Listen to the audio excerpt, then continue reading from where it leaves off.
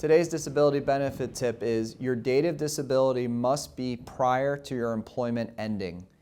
Now, Caesar, many people don't necessarily have this issue because they often file disability before they're terminated or they resign from their job. But why is it so important to have a date of disability that's before the official employment relationship ends? Yeah, I mean, the simple answer to that, Greg, is because as soon as your employment ends, your coverage ends.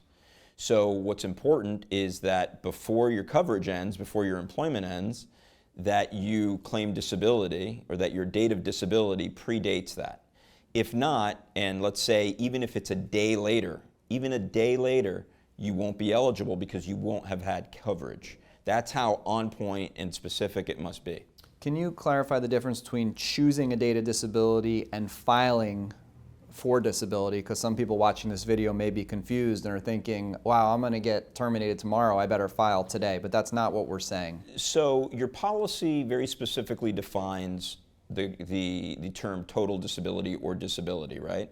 So basically what it usually means is the day that you're not able to perform the substantial material duties of your occupation, okay? And you're under a doctor's care. So those two things have to be satisfied.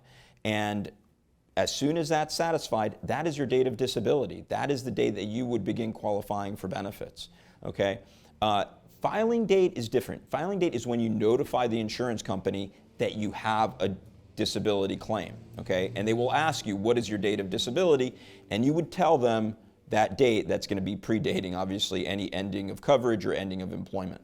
Right, and that's the date that we strategically work with claimants to determine, because all too often we have people who unfortunately maybe are going to get terminated, they get noticed they're going to be terminated, then they go see a doctor even though they've been suffering for a while, and then without representation they choose a date of disability that's after their termination date, and those people will not have coverage. And again, we're talking about group disability policies where this only applies, and those are the policies that are employer-provided policies. If you have an individual disability policy, then the date of disability is still important, but you're not going to jeopardize coverage if you were to be terminated and then file after that date of termination. Yeah, correct.